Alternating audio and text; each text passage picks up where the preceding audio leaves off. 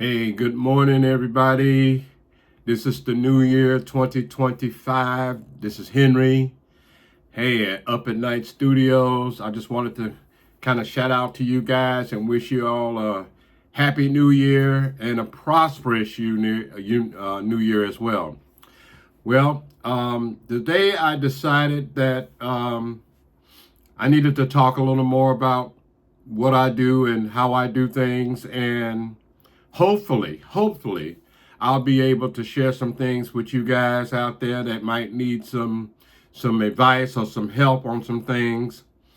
And the reason why I'm doing this is because I know myself that I had been struggling for a while myself on some things, and at one time I was trying to put some stuff together and try to make things work, and it wasn't always easy, and I wanted to kind of give up, or I got lazy sometime, but thank God I'm still here, and I'm still doing the things that I need to do to try to be on top of a lot of stuff. So the reason I'm sharing this, because I know that there's a lot of people that are going through some stuff, and man, let me tell you, sometimes you just want to drop your head, or sometimes you just feel like you want to die. And, there's no need of going to the extreme, but it feels like you need to do that. But listen, God is good, and he takes care of you. And believe me, when you think that everything is over with, it ain't over. And I always say that,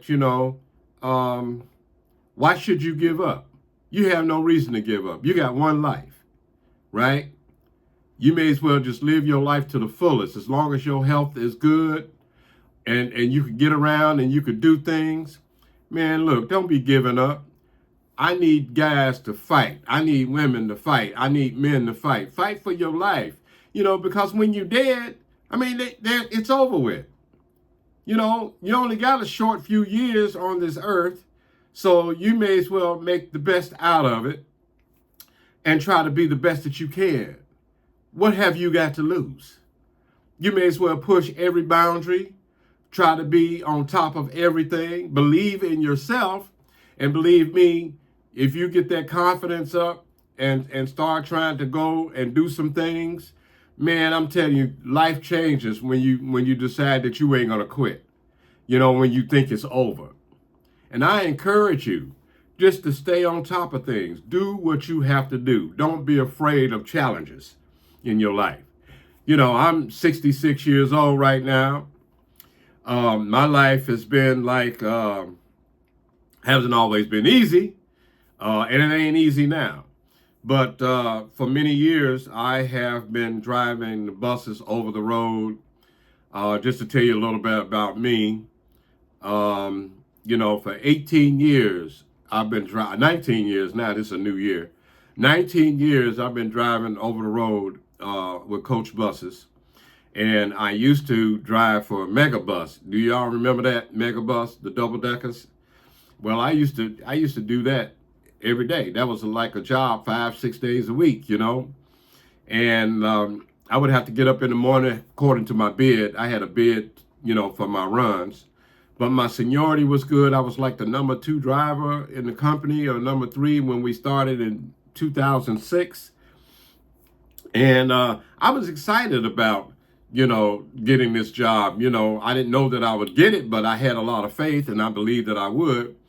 And so just to give you a little background behind that, what had happened was I had been out of work, and I was trying desperately to find some way of, paying my rent, trying to eat, trying to get some food, I mean, I had family members that, that would help me, but I didn't want to depend on my family members for anything, because I pretty much was self-sufficient. I always had a way to try to find a way to do things and to try to make some money some kind of way.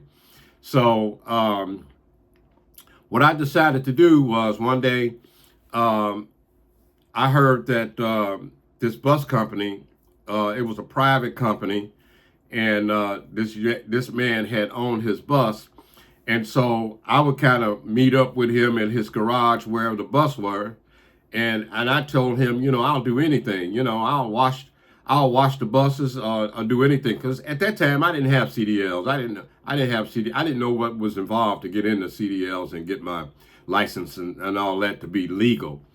And what had happened was uh, he had been promising me that he was going to let me take me down to the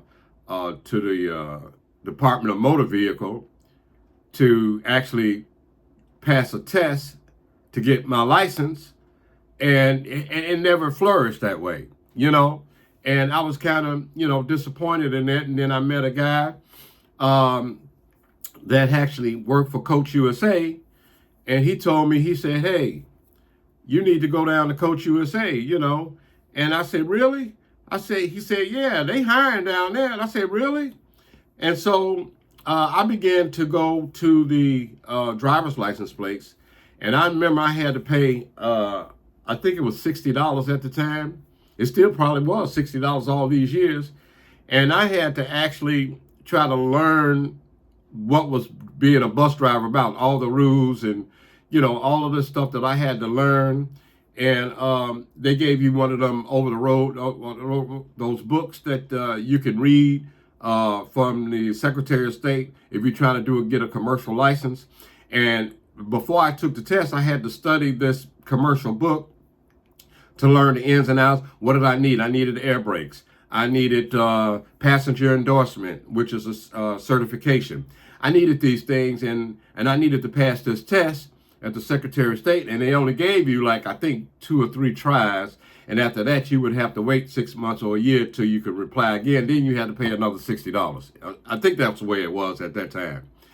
So what I did was, when I finally got to study this guide, I studied it, I studied it, I studied it, and I kept telling myself, all you need to do is remember the most important things.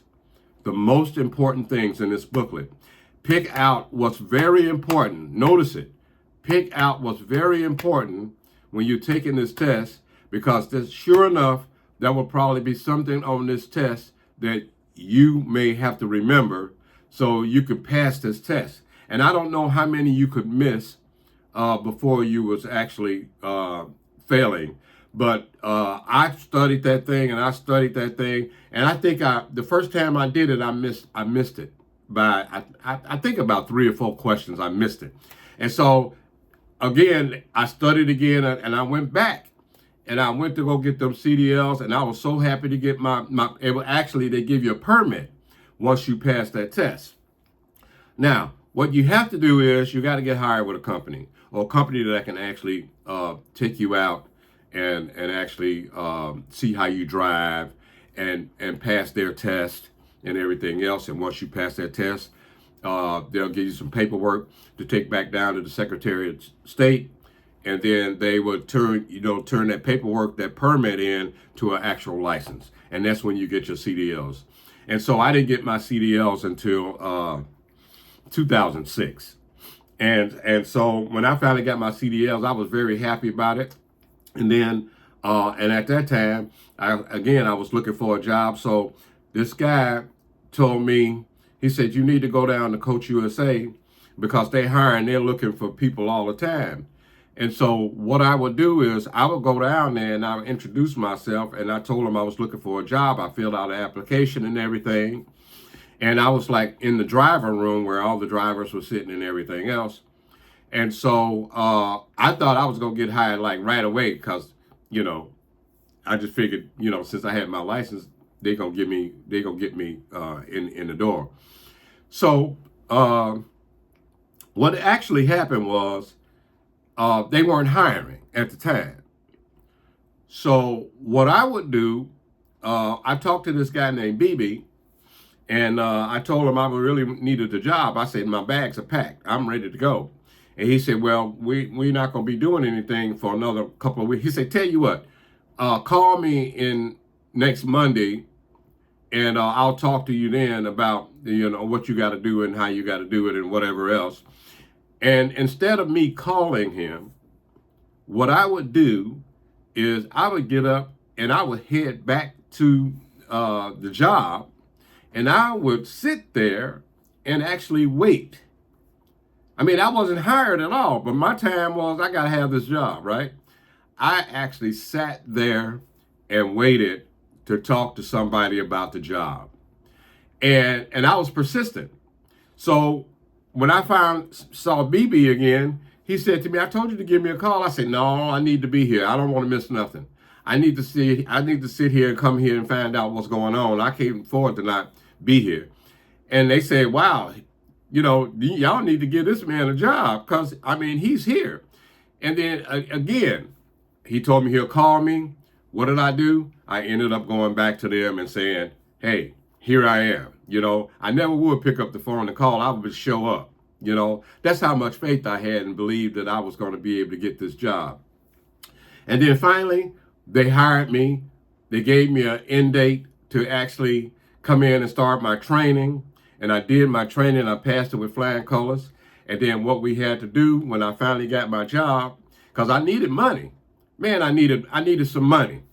And what they would do is they would tell me to be here at a certain time at this job. And what they would do is they would have a couple people that was in charge, or they'll take a bus. And for all the drivers that they hired, we would all get on this bus and we'll start, going down the road traveling, because at the time, Coach USA in 2006 didn't have Megabus, but they was expecting this particular company or business to start where we was going to be taking passengers over the road. So what they would do is they would put us on the bus. We would drive down the highway. We would head to something like Toledo or Cleveland or, all of the routes that was planned for this Megabus thing to start in Chicago.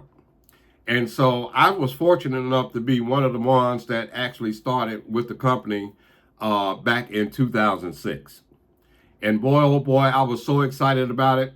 And when I finally got my first paycheck, I was so happy that I got this check. And I said, man, now I can live. I didn't know how I was going to pay my bills. I didn't know how I was going to eat. I didn't know what I was going to do. But I walked in faith and I believed that things was going to change. And I just kept on and I kept on and I kept on. I'm considered a over-the-road bus driver. Right. I drive coach buses only. I don't drive school buses. I don't drive little bitty minivans. I don't do none of that. I'm strictly coach buses. I like comfort. I like to be as smooth as butter. This is what I used to tell my passengers. Smooth as butter. And man, I get down the road in the highway and I love what I did. And I did that for 11 years. And it was a good run, until they decided they was going to close shop, and then they start laying off people because there was a lot of things going on with Megabus. I mean, I had kind of runs. I would be going to Cleveland. I'd be going to Detroit. I would be down. I would be all over. I love Detroit. Detroit was an easy run for me. And then I was down in Kentucky, Louisville, Kentucky. And, I did so many different runs. I did down to Memphis. I was in Memphis a lot. So every week I would be going to Memphis. Man, I'd leave at 8 o'clock in the morning out to Memphis, from Chicago to Memphis. I'd be there about 9 o'clock at night, making 2 rest stops and a stop in St. Louis. I mean, to me, that was a fabulous type of job. It was a good job. And it was a prestige job to me. I didn't have anybody standing over my back and telling me what I need to do. I was trained enough to know what I had to do. I was a safe person. I believed in what I did. I was happy with what I did. And so I kind of continued that trend of doing those type of jobs because I thought that was the best money in the world. To be able to sit in there and drive places and see everything everybody else see. So that job was really a good job. And it lasted for about 11 years until they decided to close shop. I took my severance pay from that in February of 2017. Was my last run. I was in Kentucky at the time. And I knew that when I left Kentucky, that would be my last run to Chicago, back home, and I wouldn't have to get up the next day because I was finally done with working for the bus company. Okay. So I really enjoyed my life at that time, and it was a good job. You know, I can't say enough to having that experience. Now I'm pretty much I drive part time with the company called Go Right Way, and up in Wisconsin, and I'm still doing a lot of the diamond tours. And diamond tours are one of those jobs where, you know, you pick up seniors. They all planned a trip sometime in the month of the summer or the spring of the year. And I just happened to pick one of those trips that the company had to offer. And I would take that trip, go pick up the passengers on a certain day. And we would do like 7 days and 6 nights with these buses heading out of state. And to me, that was one of the most beautiful things that anybody can do to make some money. And I didn't have to work hard. I just had to be alert. I had to be well rested. I had to make sure that I knew what I was doing, and I had to be safe every minute, every second of the day. These people depend on me to get them from point A to point B. Okay, so this has been a job that I've been doing for almost over 19 years, and it's been good to me. I can't complain. God is good all the time, and I've been able to go to places and see things that I thought I'd never see. And you know, when I was a kid, I remember I probably was about 15 years old or so. Uh, I used to sit on the front porch at my parents' home, and I used to say, I look up at the sky and I see the sun setting, and you know, all I knew mostly was Chicago. Now I've been to Georgia on the bus on a Greyhound, and that's what inspired me to be a bus driver, is because I was on a Greyhound bus, and then we used to come out from under the tunnel from downtown Chicago.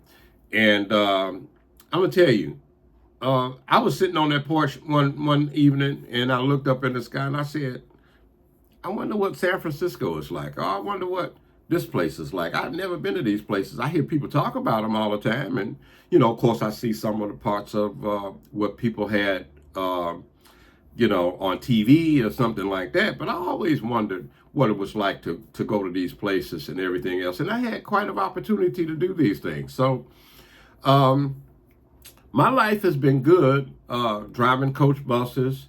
You know, I used to work for the airlines. I did 11 years with the airlines, which gave me an opportunity to see more ground, to be out there and see and explore. And for me being 66 years old, believe it or not, I've done a lot of things that a lot of 66-year-old people have never done.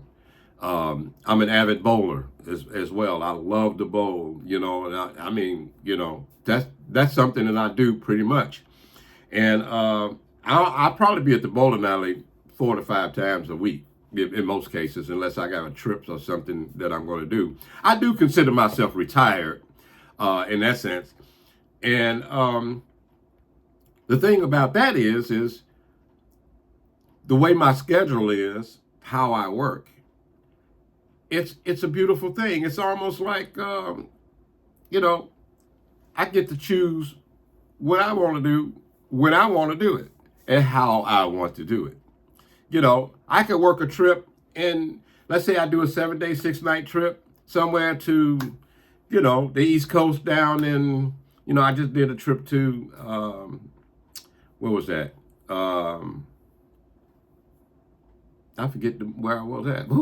My mind is slipping. But anyway, I had to do Atlantic City is where it was. Atlantic City, and then I had to go to New York, and I had to go to Philadelphia. And I had never been to Philadelphia before. I wanted to try the cheesesteaks. So I took that trip. It was like 8 days, 7 nights, or something like that. And I'm telling you, I really enjoyed myself. I've seen some stuff that I had never seen before, and I really enjoyed it. And these people were, you know, great, you know. But, you know, what I'm trying to say is, when I did that trip, I made my money.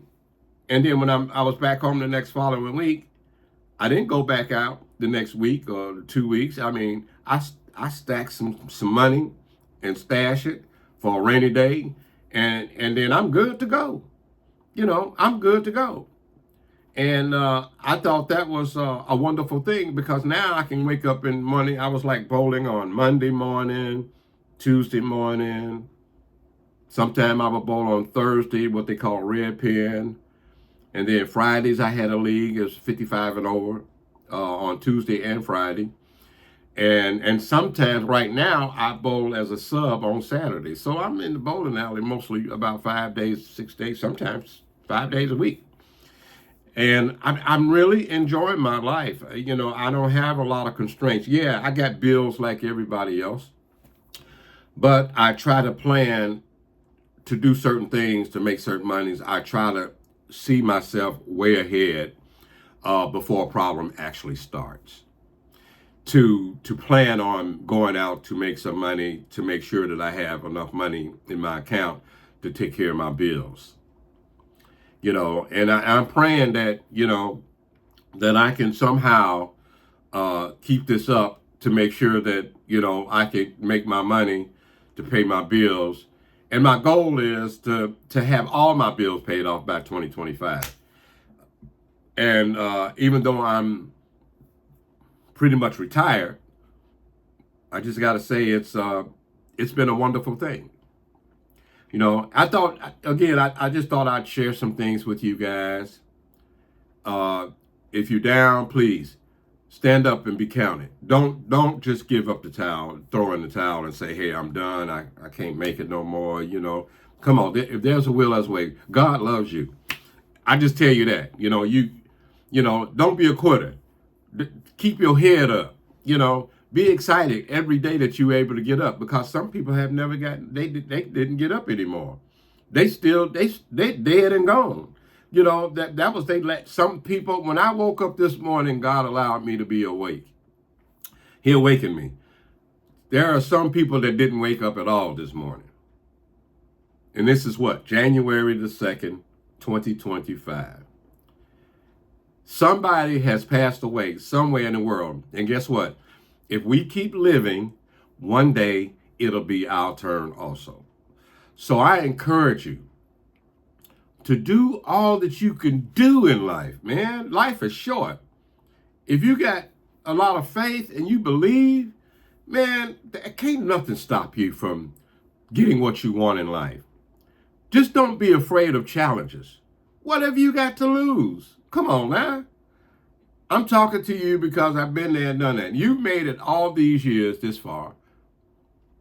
What has happened since you've made it all these years? Those things that you did in the past, if you had bad times, you got past that, and now you are in better times because you're not there anymore. Stop looking backwards and move forward. It's all I'm saying. You can do this. Whatever you're going through, I'm just praying that you just keep your head up and do what you got to do and go out there and make it. I made it. You can make it. I believe in you. I got some stories to tell y'all, but I won't do it today. I've got a trip that I'm going out on today. I've got to go pick up passengers this evening or this afternoon, and it's like 3 days that I have to be on the road entertaining people with this bus. And I'm probably gonna add some video in there as well. But listen, I just want to encourage you. I want to encourage you to keep your head up no matter what you're going through. I know I'm speaking to somebody. God is good. You need to know that. He cares for you. He loves you. Just thank him. Lift him up. And everything will be all right. I promise you. I promise you. The next time I do a video, I'm going to talk more elaborately about some more of the things that I've been through and what life has been for me in the 66 years that God has given me. And I'm telling you that once you hear what I've been going through, the times when I was down, oh yeah, I've cried. I mean, they say you shouldn't cry, men shouldn't cry. That's not true. That just means you're emotional, and that means you have feelings and you care about what's going on. Stop being so macho. Macho don't get you nowhere. Humble yourself. And if you humble yourself, I guarantee you, like I said, you're going to be just fine. Things will work out for you. And I'm praying for you. All right. So listen, with that involved, with that, I'm going to stop recording now. I don't want to make it too long. And you just keep your head up, and I will see you guys again sometime. Thank you for listening. I'll be back. And my name is Henry at Up at Night Studios. Thank you for listening. Bye for now.